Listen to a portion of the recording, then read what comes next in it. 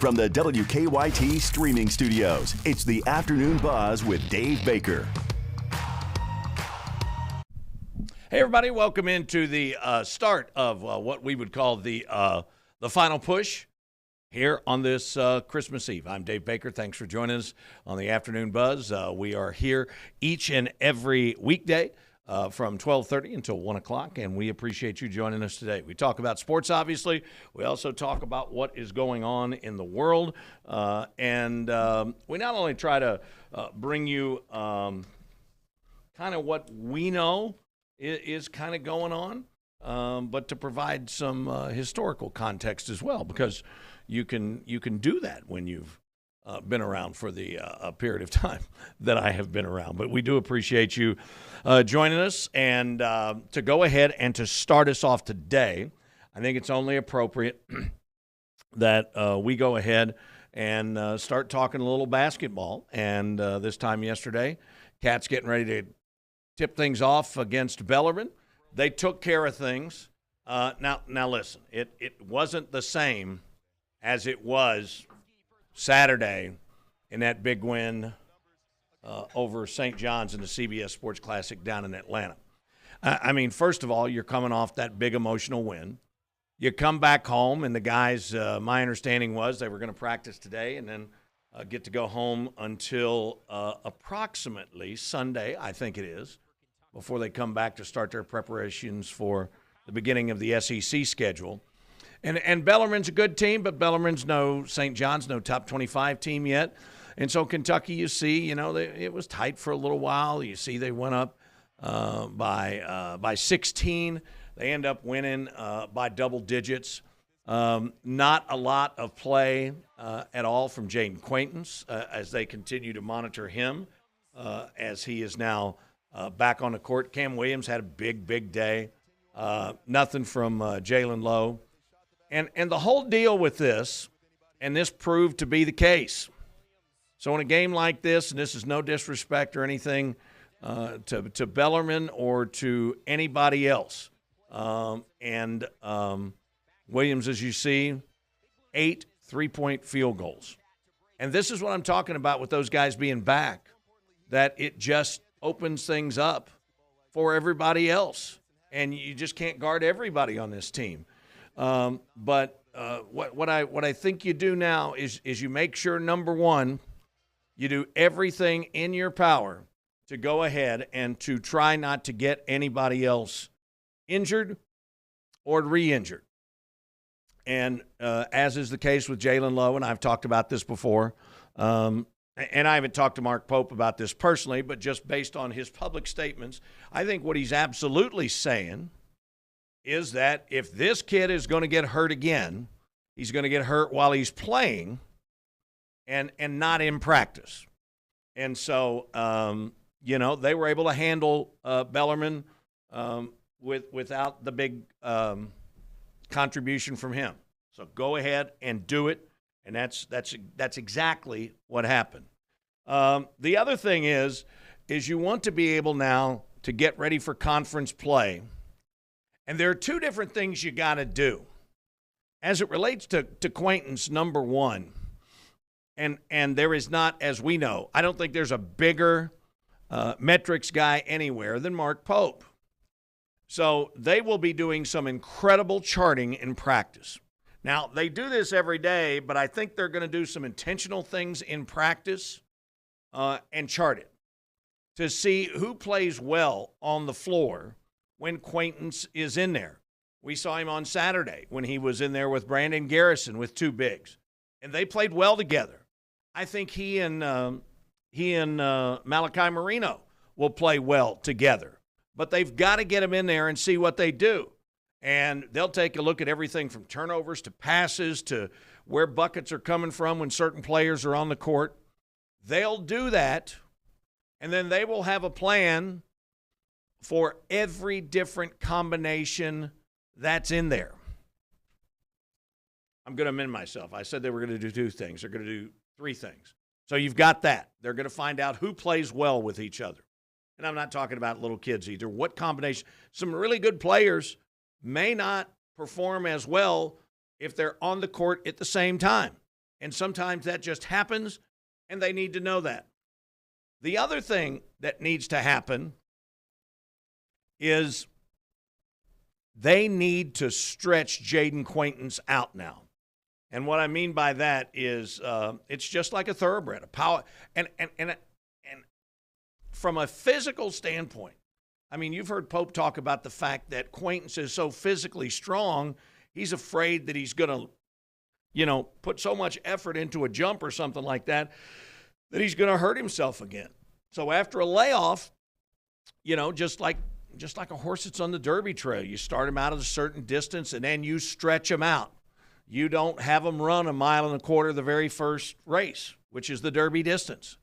And so what Mark Pope has talked about is being able to do that next week. Like I said, they get back Sunday. I'm sure they'll practice Sunday. I don't know how many two-a-days he will do, whether he does actual two-a-days because there's no school and no 20-hour rule. I don't know how much of that would be traditional twice-a-day practices, how much of that would be practices and maybe some individual instruction. But you can bet that they will be really intentional about what they do with Quaintance. They will listen to the trainers, to the weight room staff, assistant coaches, all those guys who were involved in getting him back on the court. And, they're not going to do anything dumb, but they certainly want to push him so that as you get into this SEC schedule, he can play even more. And I think the other thing that they're going to do as well is they're going to look around and see who's available out there. It's nothing against Jasper Johnson. In some ways, I think Jasper, at least from my eye, and it's untrained, but I think he plays maybe a little better at the two guard than he does at the point guard spot. But you just can't have Jalen Lowe out there playing every minute of every game, and then you've got to have a plan for, God forbid, if something else happens with that shoulder, even if it's just for a little while like it was on Saturday. So, yeah, there will be guys that aren't happy with their lot in life in the first semester, and they will put their name in the portal at the semester. And so it's entirely possible that Kentucky brings somebody else in. They may choose to stand pat, but my feeling is if they could get somebody who they genuinely believe could help them, get them in here and get them up to speed, there's no reason not to have that insurance policy. You're not going to replace a Jalen Lowe with a Jalen Lowe, but there are different ways to do it, and I would expect them to do that. So, again, schedule for practice today, home for Christmas, and then back here on Sunday. The Cats now don't play, and they've got time to do this sort of stuff because they don't play until a week from Saturday. The SEC opener, it's an early afternoon tip at Alabama. Alabama picked by most to win the league. Yeah, they were really good last year. They're good this year. But the SEC as a whole, not as good as they were a year ago. So maybe, just maybe, things are starting to fall into place for this Kentucky team at exactly the right time. And, hey, all of a sudden, it's not a dumpster fire or whatever tag people put on it. All of a sudden, people that, and the other thing, and Cameron Mills reminded me of this last night. And you saw those guys behind the bench, whether you were there in person or watched it on TV on Saturday, and it just debunked the entire narrative that there was somehow guys on the team that didn't like each other. There were all kind of stories running around that somebody had, been trying to pay some extra attention to somebody else's girlfriend on the team. I mean, just the wildest things you could hear. We heard, I didn't hear this one, but apparently there was somebody who supposedly went to the hospital. That wasn't true. I mean, and I want to say this again, and I'm going to say this every day. There are very few people that have direct access to information There are some people that want you to believe they do because it increases their standing. And frankly, there are a number of people out there in coaching that, by golly, don't mind passing along stuff they know is probably not true because they think that'll somehow help them in recruiting. Hey, you don't want to go there. They're dealing with this and this and this. And there's no truth to it. And if anybody thinks that's not going on, if somebody wants to try and say that's whining or something, it's gone on forever. It's gone on forever. I remember hearing a story from somebody you would know who's been involved in basketball for a long time. And this occurred back in the heyday of the Big East. And, of course, the Big East was just a basketball conference. And so they were having their coaches' meetings. And they got to a point in the meeting, and Louis Carnesecca, the longtime head coach at St. John's, said, fellas, I don't mean to be rude or anything, but can you assistants, you staffers, can you just let the head coaches have the room for just a minute? And so there's sports information directors that are in there, athletics directors, things like that. So everybody gets out of the room. Everybody's around the table. They shut the door, and Louis Carnesecca says, all right, which one of you blankety blanks has been telling recruits that I got cancer? I know who it was. I'm not going to say, but I know who it was. But, I mean, that stuff has been going on forever. And it's interesting that some of the people who want to be first with this information, and they're quoting sources. I mean, everybody's got to look at their own self in the mirror. Well, what kind of sources do they have? There aren't many of us who've got actual sources that we can go to and say, hey, I don't want to be on the wrong track here. But then again, I mean, it happens. And so that whole stuff is now completely in the dumpster. And this team looks like it is all 100% together, that they are on the same page of the proverbial playbook. And Lord willing, as long as they stay healthy, they look like they could be poised for a big, big run. Okay, when we come back,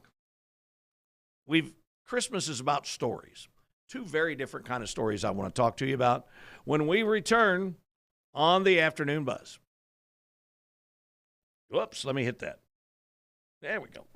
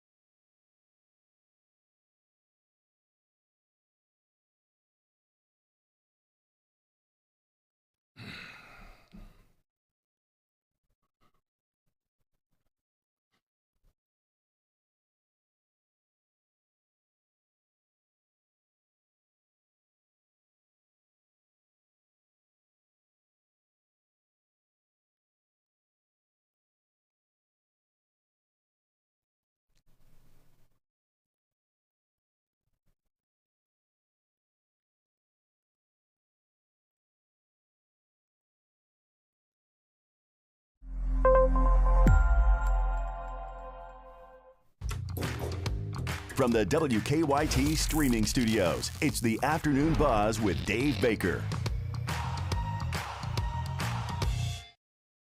Welcome back in to the Afternoon Buzz on this Christmas Eve day. Most people getting ready to get off work if they haven't already. I'm sorry, I'm trying to find something here.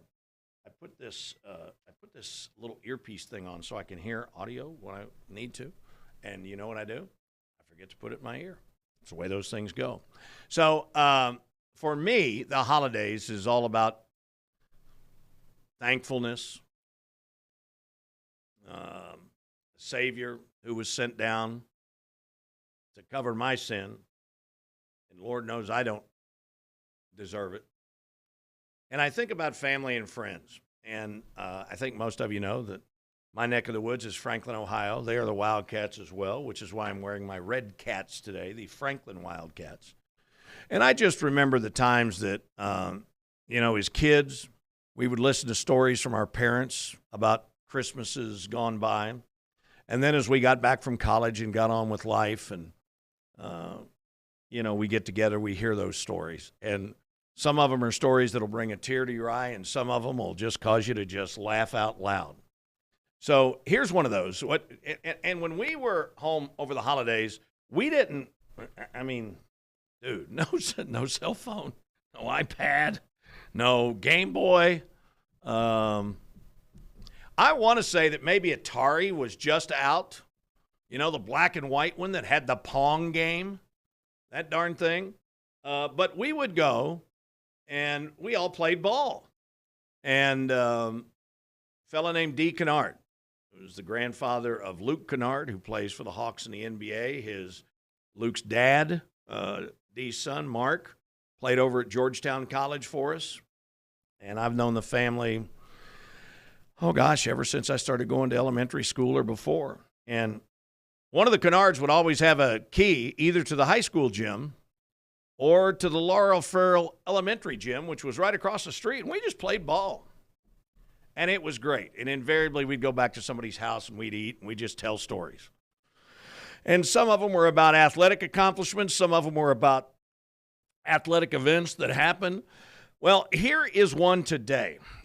James Harrison is a guy who was an incredible linebacker for a period of time. I mean, a long time with the Pittsburgh Steelers. And he was involved in an incident 20 years ago when the Steelers played the Cleveland Browns. And in this holiday season, it caused a really one-of-a-kind sort of reunion. Here, courtesy of the Pittsburgh Post-Gazette, is that story. Nice to finally meet you. You too, man. You too. Former Steelers linebacker James Harrison recently sat down for dinner with lifelong Browns fan Nathan Mallett in Wexford. It wasn't the first time they'd met. And new developments now about that Browns fan who ran onto the field during the Steelers game. 20 years ago, amid a two-day bender, Mallett attended the Browns' Christmas Eve showdown against the Steelers in Cleveland. With Pittsburgh dominating, he decided to take matters into his own hands. Mallett in court today facing trespassing charges, but even worse, he is banned from Brown Stadium for life. Mallett's incident received lots of national attention, but what many don't know is that it eventually prompted him to turn his life around. Upon learning this news, Harrison agreed to meet up with Mallett for dinner shortly before the 20-year anniversary of their first meeting. And the Post-Gazette was there to cover it all. I appreciate you coming here and to do Oh, this no too, problem, man. I'm like right around the corner. This is cool. Yeah. It's cool. Do you remember what you said to me? I don't at all. So I picked you up and I slammed you, right? After I slammed you, you kind of didn't know what the hell was going on. Yeah. And then you looked around and you looked up at me. You was like, "Oh yeah, I got your ass now." Oh, that's great.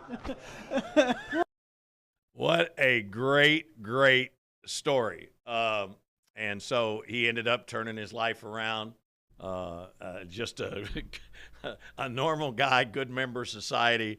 But, I mean, I know people that have been like that. I mean, they're just laying down or they're running the other way and say, don't make me hurt you. Don't make me hurt you. And there was never a chance of that.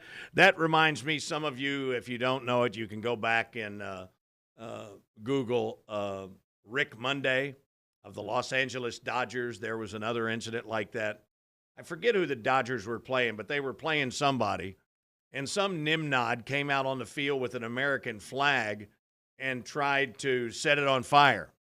And Rick Monday was playing in the outfield, and he went and gave that guy the same treatment and grabbed the flag, and there are these iconic pictures of him running toward the dugout with the flag to make sure nothing happened with that flag.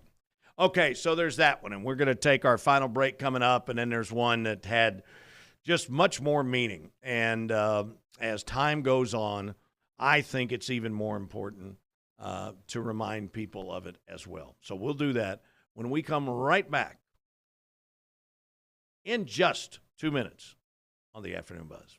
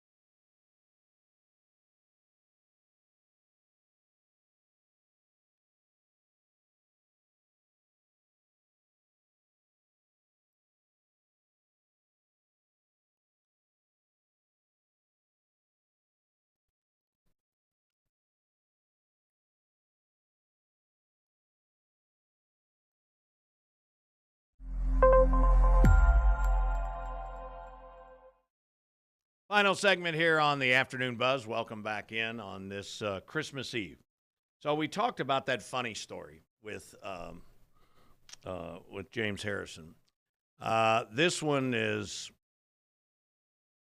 I'm glad we got things like Google and YouTube and things like that. But in World War II, it looked like, and it was. I mean, the Germans were on their heels. And it looked like America was very close to winning the war. This is in the fall, early winter of 1944. But then the Germans tried a last Hail Mary. They moved around very quietly, silently, a lot of their tanks, and they attacked the United States, the Third Army, not the Third Army, but they attacked the U.S. Army in a region called Bastogne, which was in the Ardennes region of France. It was a surprise attack in the Ardennes forest, which was near Belgium and Luxembourg. I mean, it was awful snow and everything. And they laid siege to Bastogne. So in this battle, over 80,000 American casualties, killed, wounded, and captured. And so they needed some relief, and they needed it badly. So Eisenhower, the Supreme Allied Commander, got all his forces together and said, okay, who can get up there and provide some relief to Bastogne? And General George Patton was already involved in a battle, and he said, if you all will let me get out of here, I can be up there in 48 hours. And, that's basically, kind of the way Patton lived his life, but he had already planned this out. He had already gamed this and had 3 different plans of attack. And all he had to do was call his chief of staff and give him a 1-word reply, and it would put in effect one of 3 attacks.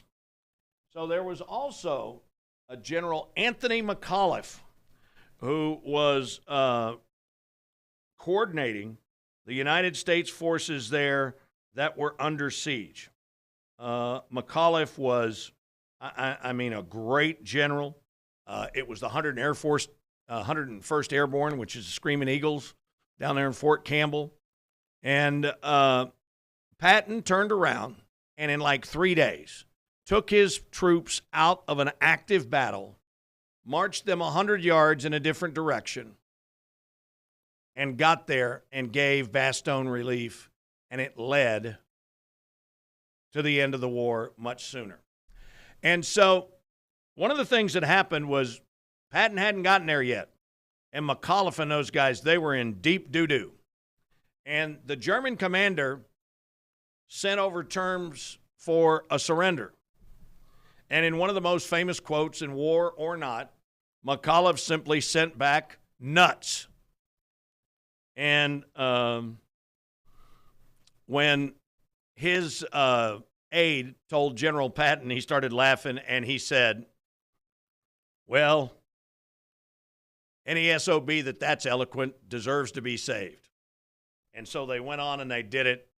And from the despair, real despair in horrible conditions, unrelenting assault on Christmas Eve, the Americans turned it around and they actually won the Battle of the Bulge, as it was called, in late January.